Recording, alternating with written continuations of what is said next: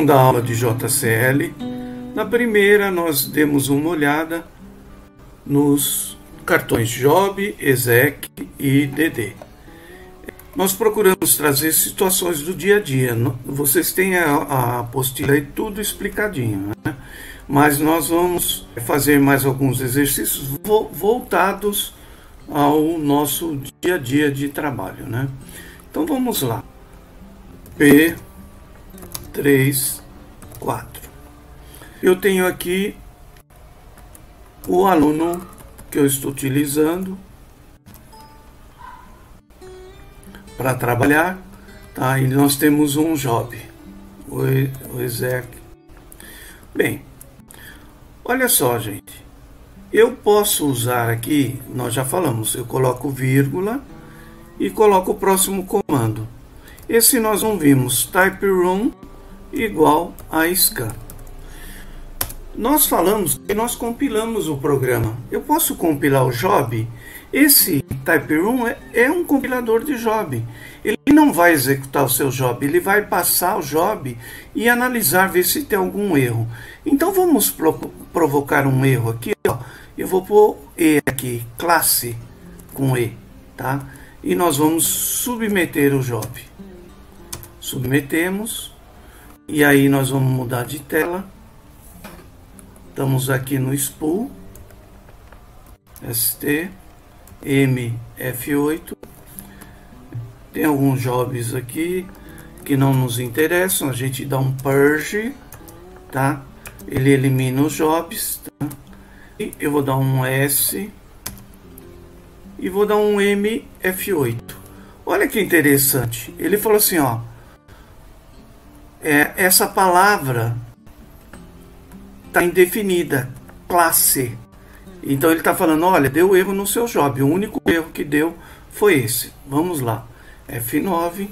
Voltamos aqui. Agora eu vou pôr classe correto. E vamos executar o job novamente. Ok? E voltamos lá no spool. S. M. F8. Tá vendo? Ele não trouxe mensagem nenhuma. Quando ele não traz mensagem nenhuma, ele está dizendo, olha, seu job está ok. Então o job está ok para executar. Voltemos aqui. Então eu vou tirar esse comando. Então eu quero analisar meu job para ver se está ok. Eu uso type run scan. Ok. Outra situação. Eu tenho vários arquivos, tá? Que eu não quero gerar. Eu tenho 20 arquivos no meu programa, mas eu não quero gerar os arquivos, não. Só vai me dar trabalho.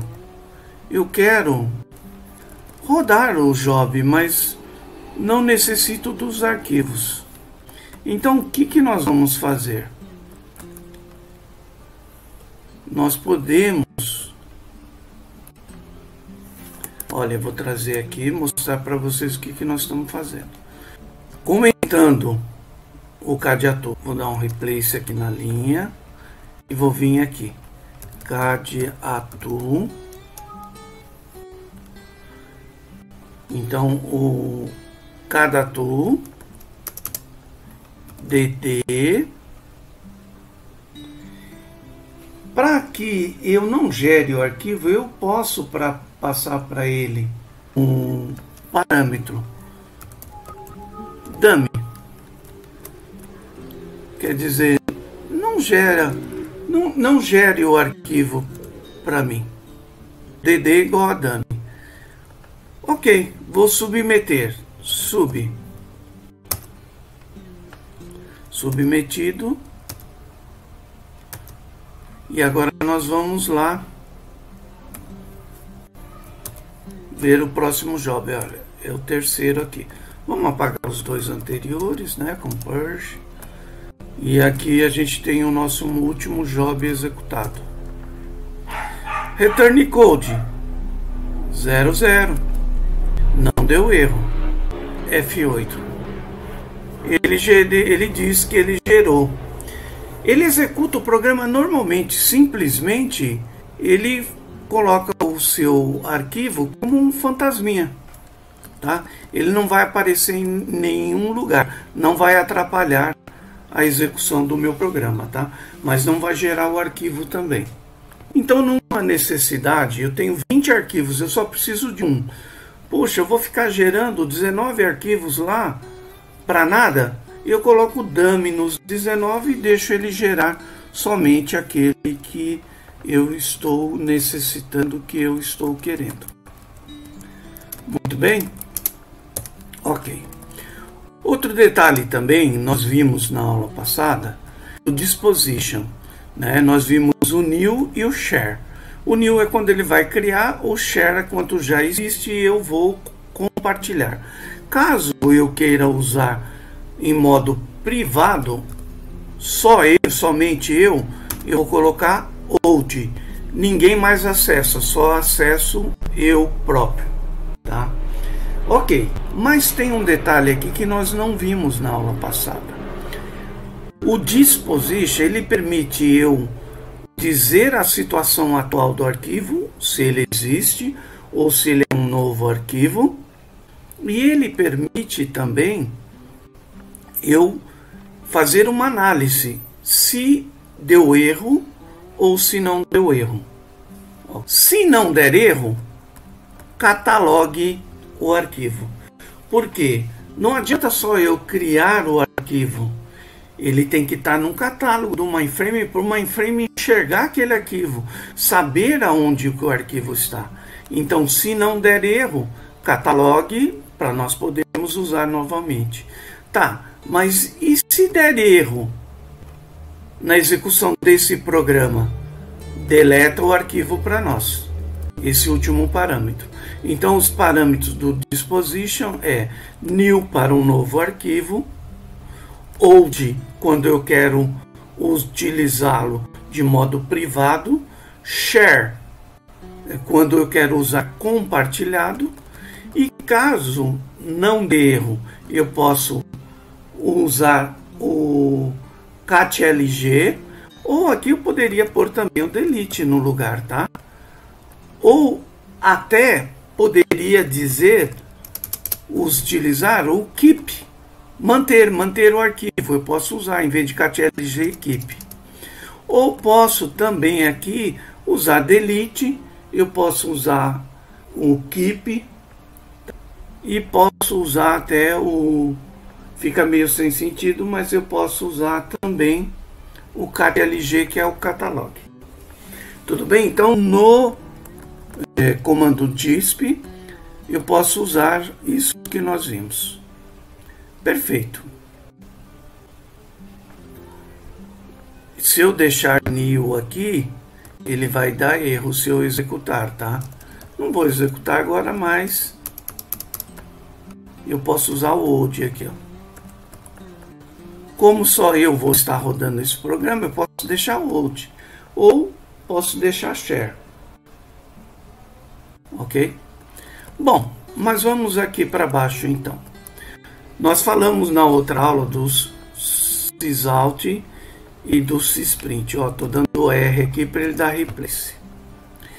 Além desses dois parâmetros aí, eu tenho o sysdump, tá? Eu tenho o sysdump e tenho também o sysappend.